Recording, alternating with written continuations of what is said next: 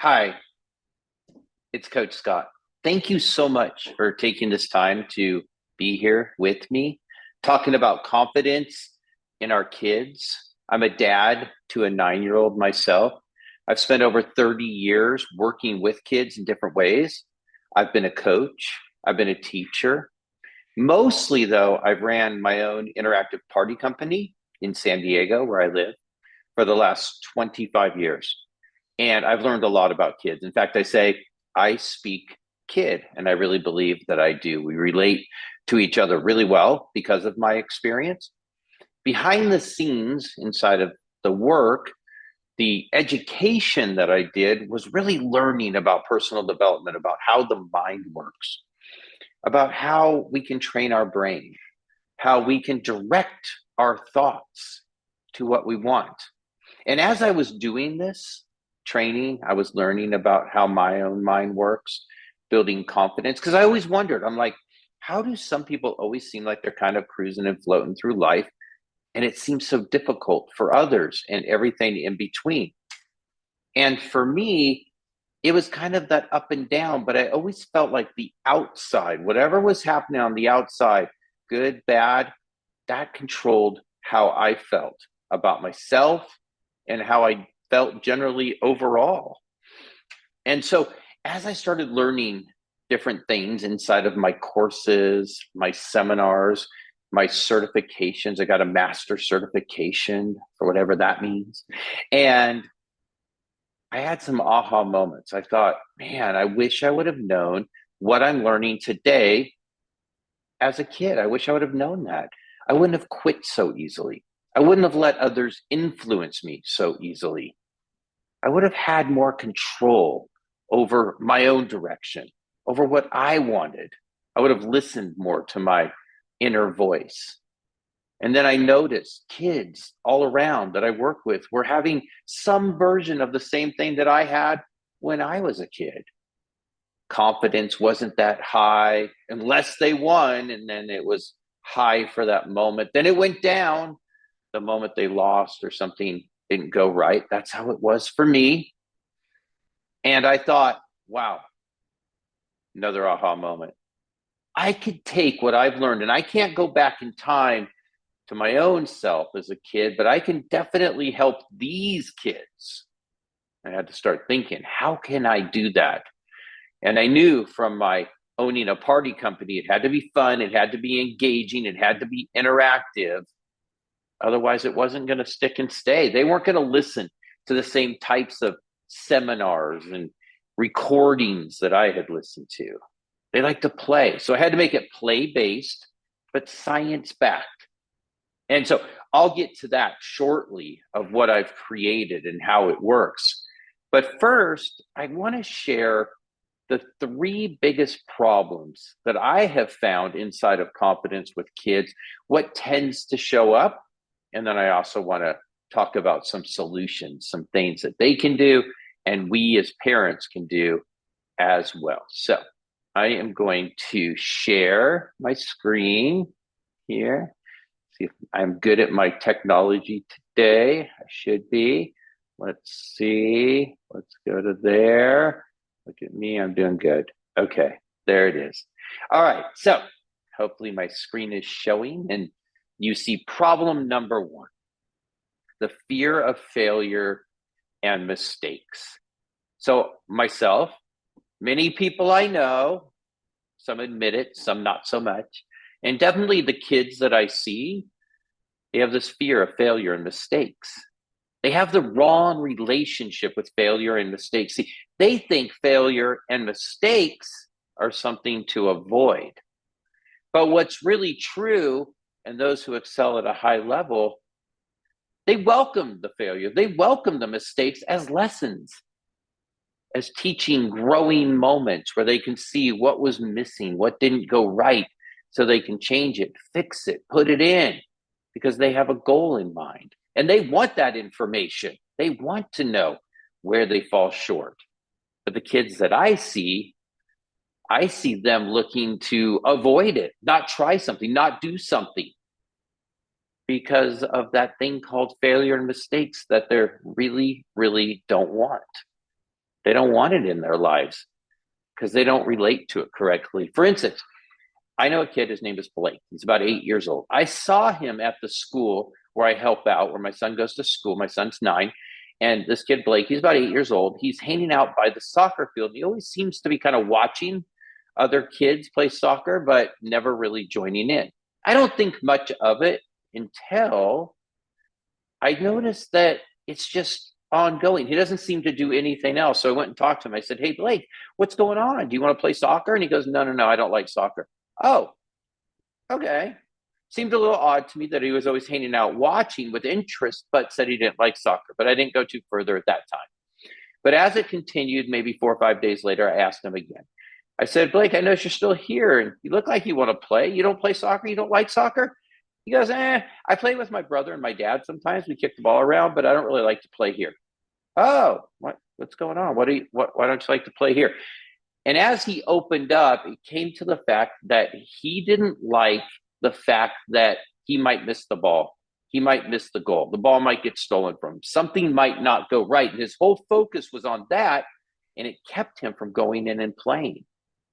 And as we talked about it, and I shared with him kind of a different relationship that he could have with failure and mistakes, I had him watch and notice this time not all the good plays that were happening, but how many times the ball was missed, how many times the ball did get stolen, how many times a kick didn't go in the goal, right? And I had him notice those things and go, those are where you can learn, Blake. You can see if you kick it too far to the right, how you might have to adjust your foot. You can see how if the ball got stolen, there might be something else you have to do in your dribbling or passing. And as he noticed all this, you could see the change happen. He went from, I want to avoid failure, mistakes at all costs, and that cost being doing something I actually really wanted to do. I wanted to play soccer, to, okay, I'm going to go give it a try. Well, fast forward, he started playing soccer almost every time I saw him after that. A little flip of the switch for Blake. Let's go to problem number 2. They doubt themselves before they even try. I saw this with a little girl who was on a diving board. She was about 8 as well. It was at a summer camp my son was at, and I was helping out, and she was frozen in the middle of that diving board, just standing there. And I asked her, I go, "What's going on?" And she said, "I can't do it." Well, the thing about going off the diving boards at this particular pool is that you have to pass a swim test. And the swim test is 25 yards long, and you cannot touch the bottom. Well, jumping off the diving board and swimming to the side is about 5 or 6 yards probably. And so she had it in her head that if she jumped off the diving board, it was very different. She was probably going to sink to the bottom, even though nobody else did. She wasn't going to make it to the side, even though she'd swam the 25 yards. She had these thoughts going in her head that she doubted herself, and therefore she wasn't going to try, and she was going to miss out on all the fun that you could tell she really wanted to have. Now, I wrote a book, Dax to the Max, and in Dax to the Max, blah, blah, blah, there's power pods. There's stink think. It's the negative thinking, the negative self-talk. And in the book, I say we create blah, blah, blobs, these imaginary creatures that get in the way. And I explained to her, and I said, you know what? You have a little bit of negative stink think going on. It's creating these blobs. Imagine these creatures right in front of you. But there's something we can do. We can power think. I can, I will, I'll try. I want to, I'm going to go for it. I'll be fine. And that creates power pods, which defeat the blah, blah, blobs. It gets them out of our way so we can go do what we want to do. And so she got that. And you could see it in her eyes. She got it. And after a couple deep breaths and a couple more moments, before I knew it, she walked off the edge and she jumped. And then she jumped again. And then she jumped again. And then she jumped again. And the new problem that we had with this girl was it was time to go, but she wanted to jump one more time, again and again. So we doubt ourselves before we even try unless we flip that channel and we understand what we're doing to ourselves and how we're focused on one thing, and we can switch the focus to, it could be fun. It's going to be fun. Look at all the fun everybody's having. I can have that fun too, and then go for it. Problem number 3 is that we worry about what others think. This is a big one. right? Kids are like, oh, he has that iPad, he has that video game, she's wearing those clothes. I need that. I want that. See, the outside decides how we feel about ourselves on the inside. And we allow others to judge us and we give them that power. I did it when I was younger. It was the video games, it was the TV set in my room, it was the certain bicycle I had to have. And my parents, they were great. They gave me stuff for the most part, not everything, but for the most part. And when kids are getting a pattern of being influenced by others and following the leader, making others the leader instead of themselves as the leader, when they get into that pattern, that habit, then everything is controlled by others. We call it approval. And we allow others to approve what we do and don't do. And there's no confidence in that, right? There's no self-esteem, self-power inside of it. So what do we do? Well, for me, I did that when I was younger and I started building up that pattern. And then when I got to be 16, that pattern was pretty strong in me. And I'd gotten a car and I got a call from a quote unquote friend, somebody I looked up to. And they said, hey, Scott, we're going to cut school tomorrow. You got to pick us up in your car and take us to this other guy's house. His parents are going to be at work. It's going to be great. We're going to have some video games. We're going to get some pizza, and his older brother's going to get us some beer. I was like in the pit of my stomach knowing this wasn't right. But again, I built up this pattern of letting others kind of decide what I do, what was cool, and I needed them to like me. And I chose that over my parents and what they would approve of. The parents who always supported me, the parents who always gave me stuff, they gave me the car. However, the influence was strong. Again, I built up the habit, the pattern of letting others have the power. So I did it. And I picked him up and off we went to that house. And there was everything he said, the pizza, the video games, and even the beer. And then there's a knock on the door and I hear, hey, Scott, your mom's here. What? How is my mom here? Well, what happened is the place that we went to was right along the route that my mom has to pass no matter where she goes from our house. And she saw my car, the one that they had just gotten for me. And she wondered, what's going on here? What is Scott doing? He's supposed to be at school. And so she knocked on the door and dragged me out of there. And I wasn't very cool at that moment. In fact, I'm sure I heard some laughs maybe. And I disappointed her. And I lost, of course, the car, and I got grounded and all sorts of stuff. But there was an epiphany moment for me there, right? And it's not like the last time that I let others influence me, but it definitely kind of changed my direction. And I thought later on, as I kind of learned what had happened, wouldn't that have been great when I was younger to know that I can change my direction and I can see in front of me, like, what might be the consequences if I go this way, and what might be the rewards if I go this way. And I had that power to choose instead of letting others always choose for me.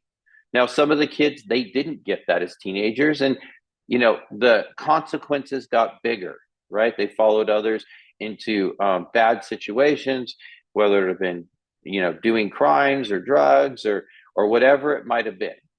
And I'm grateful that that never happened to me and I went a different direction. And so for the kids, I just want them to know at a young age, right, that again, they have this choice so that they don't have to allow others to influence them.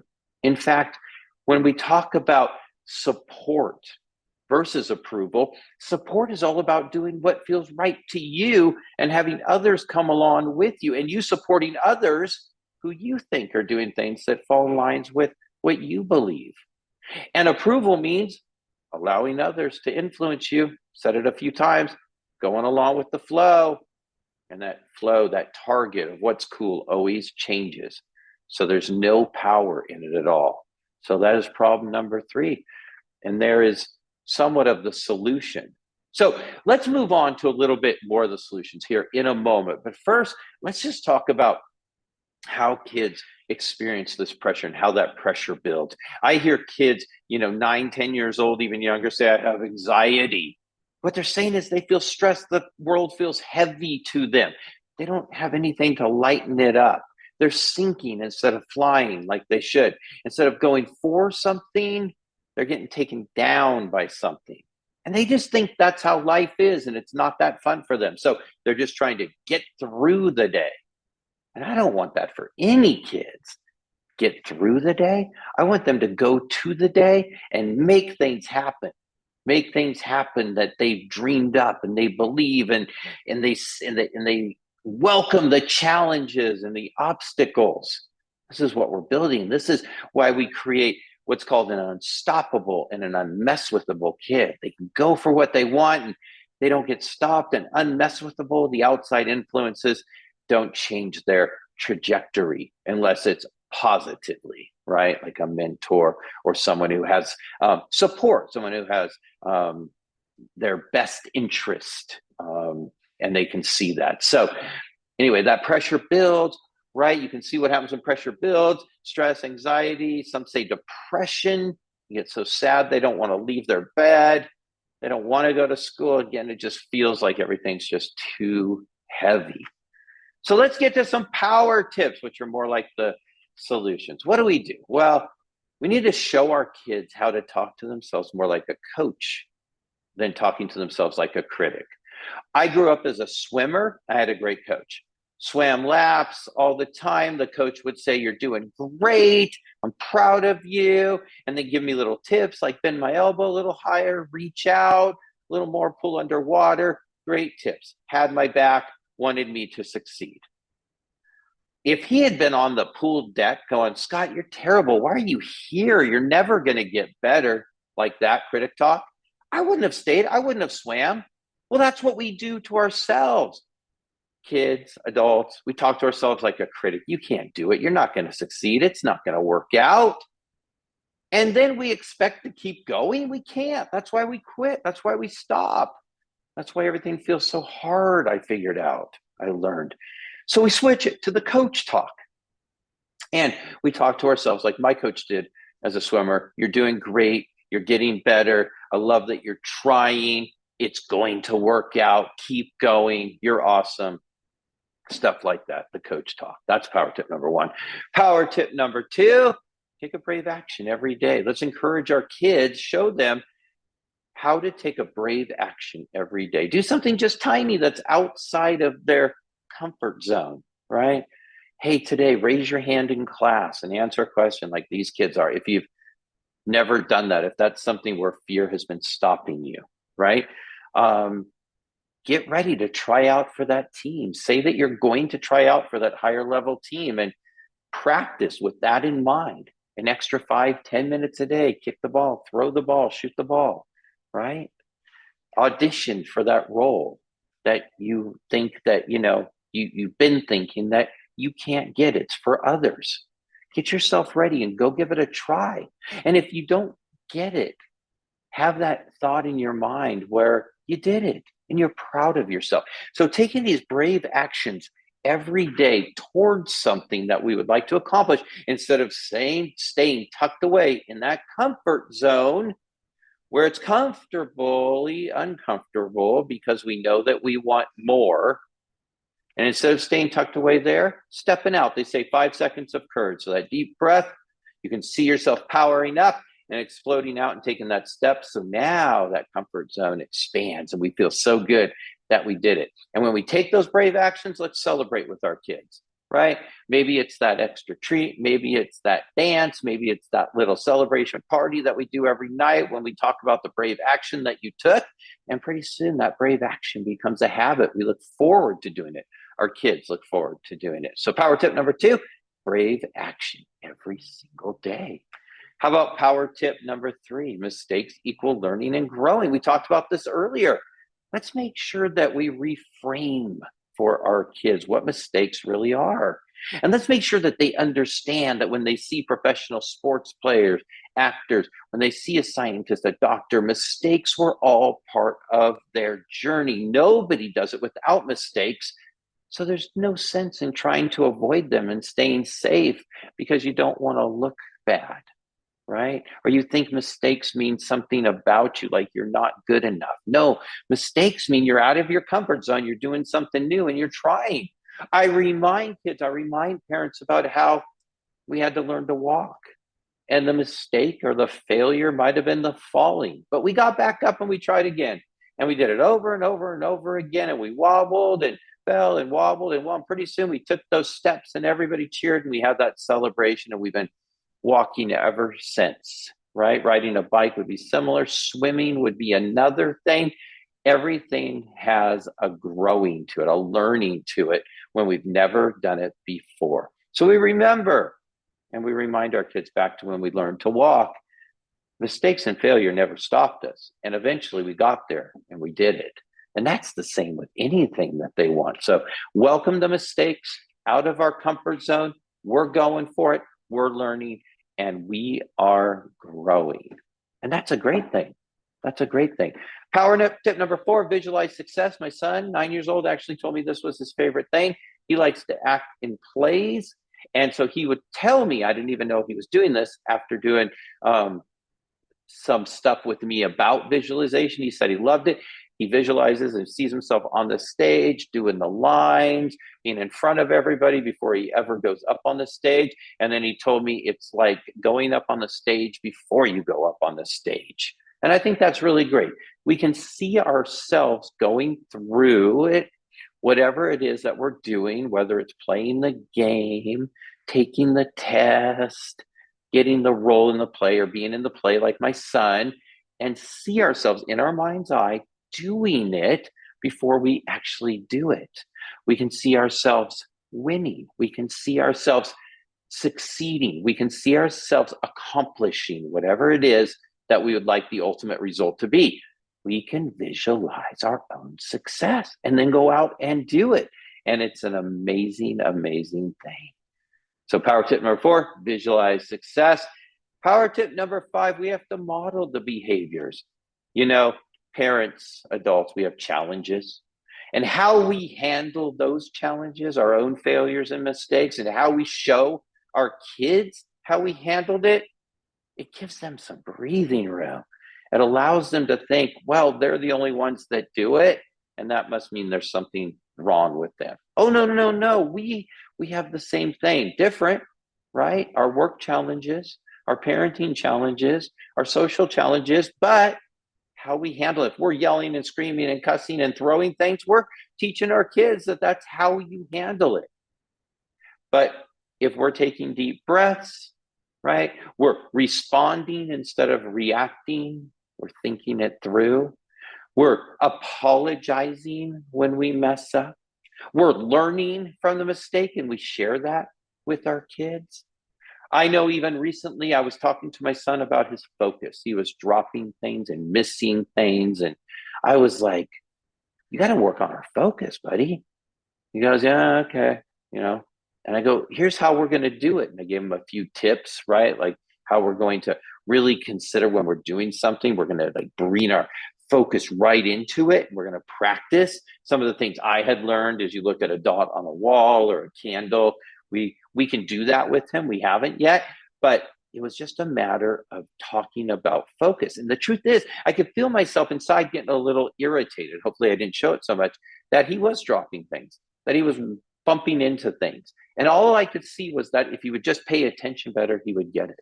But then I noticed on the next day, I missed 2 things. I picked up the wrong envelope. I was supposed to get a different one. And I forgot the key somewhere and I almost left without them. And these are minor things, but I'm thinking, wow, I don't have focus either. I need to work on it. So I went home and I said, hey, remember we were talking about focus and how I wanted you to work on it? He goes, oh, yeah. And I go, I want to tell you, I need to work on it too. Here's what happened to me today so we can do it together. And his eyes just lit up. He knew he wasn't alone, right? And it happens to all of us. So now we have something to do together and I'm modeling the behavior. And I encourage you to model the behavior, not just when things go right, but when things don't go right, don't go according to plan. And the bonus tip is we have to look at ourselves without judgment as parents. Are we lifting our kids up or are we weighing our kids down? Lifting up means, of course, that we're supporting them in what they do. We're helping them when they have obstacles and challenges, right? And they can come to us. That's what we want. We want to build that relationship where they come to us. right? So that when they get older, teenagers, we're not separated. I know so many parents and the teenage kids, like, we're not even, talking, and they just go shut themselves in their room. We can build up that relationship, because I've seen it the other side of that too, where when kids are younger and we're lifting them up and the kids know that we're there for them, they tend to come to us as they get older as well. Weighing them down means expectations of perfection, expectations of doing certain things, but without support, you just go do it and make it happen. And if you don't, you're going to be in trouble. That kind of relationship moves our kids away from us. So we want to make sure that we're in that lift them up kind of world and not that weigh them down. And there might be little parts of each one. And if we mess up, again, no judgment, we just catch ourselves. And we do what we're asking our kids to do when they have negative thinking: flip the channel. Just think a different way, act a different way, apologize as needed. That's how we build up that beautiful relationship with our kids. So bonus tip: lift them up, don't weigh them down, and just check yourself and see what you are doing. So I'm going to stop this share here and come back to you. Yeah, so that's, there's more. Obviously, there's more things, but it all really came down to, for me, I noticed, and how I've shared it with kids and others, is it starts up here with the thoughts. And if we can just build those positive thoughts, we can train our brain, just like as if we're practicing for a sport or studying for a test, right? We want to practice positive thinking, power thinking. And we want to show our kids that that's how they can be in charge, be in control of their lives, not have life controlling them as it sometimes feels. So let's make sure that we work with our kids and we help them say positive things themselves, and they build up powerful, positive neural pathways, those trails in our brain. Our subconscious doesn't care if we say negative or if we say positive, right? It's going to be the go-to. So if we're always saying, I can't, it's too hard, not me, I'm not good enough, that obstacle, challenge, or even opportunity comes up. And that's the first thing that we say to ourselves, because it's what we've been practicing, right? Imagine being a baseball player and always swinging, like chopping wood. That's what we've been practicing. So when the pitch comes, that's the first thing we do. Same thing. Okay. But opposite, if we're positive, I can, I will, I'm trying, I'm learning, I'm growing, might be fun. Let's go for it. Then when that opportunity, challenge, obstacle comes up, that's the first thing that we hear, and we tend to do it. And if it's a bigger obstacle, bigger opportunity, the stronger that pathway is, the more chance we have of going for it. And we're practicing swinging the bat like we should. And the chances of getting that hit have gone way, way up for our kids. Now, we want our kids to have all this, right? I know, I'm a parent. Of course, all the parents I've talked to, yes, I want my kids to have all this. This is exactly what I want them to have. But I'm mom, I'm dad, and they don't always listen to mom, dad, right? My kid's not immune to that, right? So we need someone else who can possibly step in, not take the place, but step in and give them some of these tools, right? Like a coach for soccer or baseball. If you're not a soccer or baseball player, and especially as they get to the higher level, you have a coach, you have a music teacher, you have an acting teacher, you have tutors, right? So you have them step in and join, not take over, and join the family unit in this way, so that we're working together to empower our kids. And look, giving them these tools before there's real problems, before those giant opportunities show up, usually in this 7, 8, 9, 10, 11, even 12-year-old age group, that's like giving them the vitamins so that they don't need the medicine later, right? When serious anxiety, stress, or depression shows up and they have these signs that you're like, emergency, you can avoid that, right? We can give them the best chance to avoid that by giving them some tools now that they can use and practice and have in their tool belt and ready to go. And this is what a lot of kids don't have. I certainly didn't. I know a lot of friends my age certainly didn't. Not our parents' fault. They didn't know it. They didn't have it either. I'd like to take a moment, if with your permission, and show you what I've created that's play-based, science-backed for kids to learn about confidence, resilience, how to train their brain, all the things that I learned later in life and wish I had known as a kid. So I'm going to take off my video for a moment and I'm going to share this right here with you. Let's just take a look together. So first of all, we have some kids both doing the Dax to the Max, my book, and also some Power Quest group, individual, virtual. It can be done lots of different ways. And inside of this power package that I've created for you, I give you a signed hardcover book of Dax to the Max with the blobs and the power pods and how to not stink think, how to get rid of stink think with power think. Max takes Dax on a exciting adventure. It's a mom's choice winner. So there's a lot of value inside of that book. And you get a second book as well. Keep for yourself or pass along. It's a paperback copy. So hardcover and a paperback copy for you. And then here's that Power Quest. So the Power Quest is 24 videos. It's broken down into a few different sections. The videos are fun, right? And they're short. They're 8 to 30 minutes. The 30-minute ones, I even say inside the video, break this down into 10-minute segments if you want to. They all come with activity sheets. I'll get to that in a moment. And then they also all come with some different props inside of the Power Bag, which I'll also get to. But the main content inside the Power Formula is we ask, who am I? The ingredients that make up me, the inner mirror.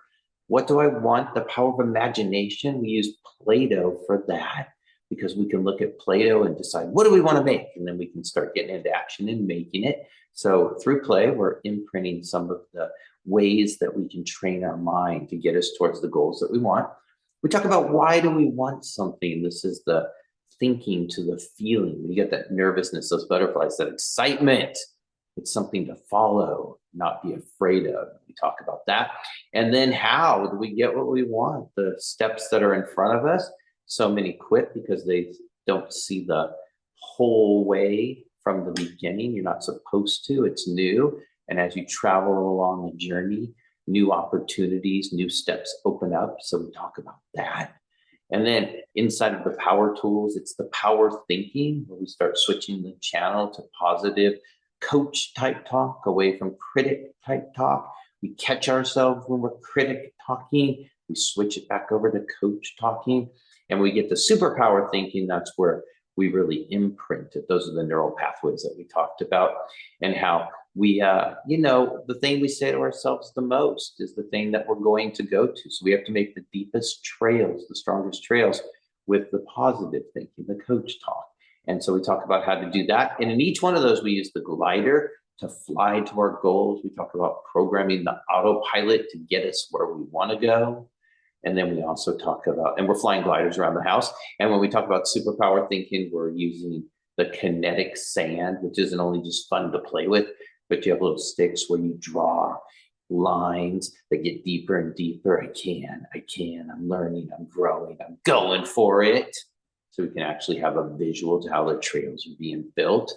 And we get to power action. There's a scavenger hunt. Why a scavenger hunt? Because we go look for things and we find them, which is a step towards our ultimate goal of finding everything, solving the scavenger hunt. But we also see that when we don't find something, we look somewhere, cabinet, whatever, and it's not there, we start seeing that as progress, because now we know that we can eliminate that as a place to look, and that's good. That keeps us moving.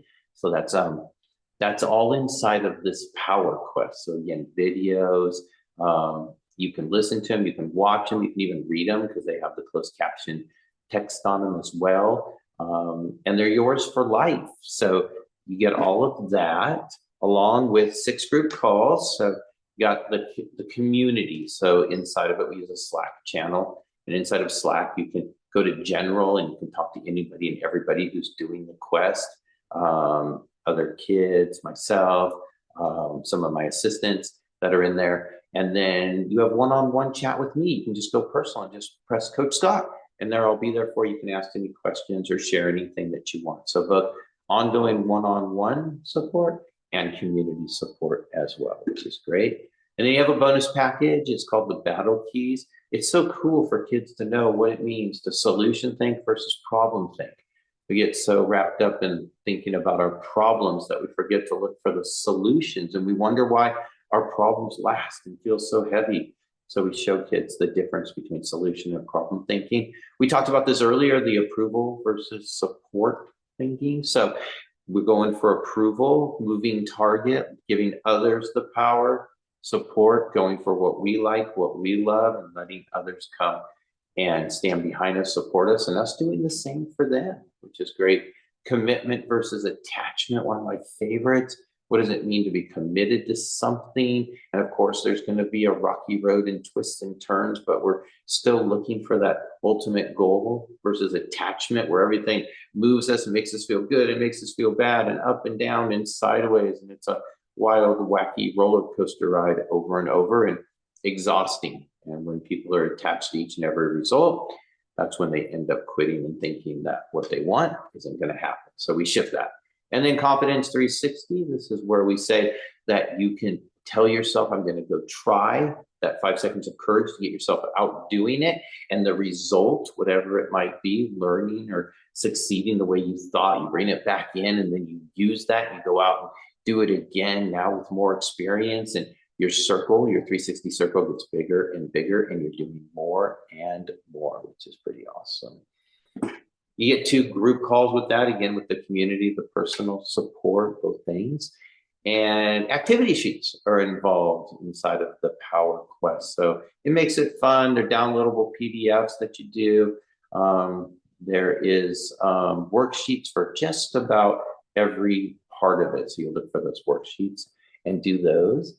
And then we have the Power Bag. I kind of talked about this. So again, very play-based. We have the kinetic sand, the Play-Doh, we have power glasses, we have a little inner mirror, some notebooks and pens. So all sorts of play stuff inside of that Power Bag, which gets sent to you with your books. And Power Blast. So this isn't another course. This is just after you've done the Power Quest. These are just 1, 2, as long as 3 minutes, just really quick highlights of what it is you learned. Idea behind this is that you've done the Power Quest, but instead of going back and watching a 10-minute video, you need a quick burst, a quick dose of power. You can watch this while brushing your teeth, listen to it, eating breakfast, before you go to bed, when you wake up in the morning. It gives you that quick blast so that you get up feeling strong, feeling powerful, and going for it. And without that power blast, it might feel kind of heavy and hard, and you're just trying to survive. So the Power Blasts are really exciting and really, really fun thing to do. Let's move on here. You get a one-on-one private call with me. So after you've gone about halfway or more through the first Power Quest, we have a one-on-one call. We personalize it, everything that you've learned and seen. We want to take it and put it towards what you're up to. So it makes sense. So it's practical. So you can use it every day. So we have that, again, just halfway through or after that, whenever it's convenient, you book that call.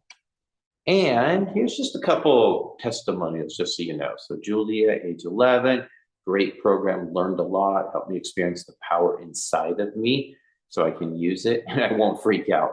I now believe in myself. I mean, that's awesome, right? Julian, age 10, I learned how to set a goal and always keep thinking about what I do want in my life, not what I don't. Program's really fun. One of the best things I did this summer. So cool. Elijah's 9. It was good, and I think it's going to help a lot of kids.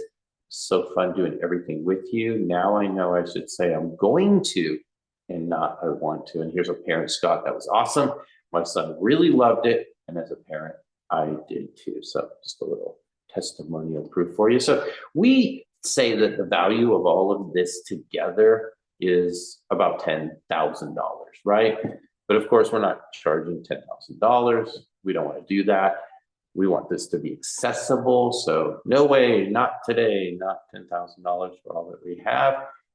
It's normally, if we put all of this together, we've been selling it for $1,575, which seems to be pretty good.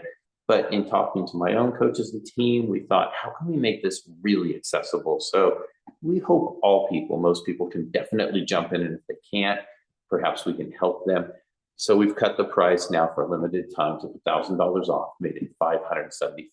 So it's a robust, comprehensive, but fun, not overwhelming, really cool, interactive experience for your kids to take on. It's a do-it-yourself with tons of support. Obviously, as you've seen, it's not like school. There's not homework. There's not deadlines. There's not due dates.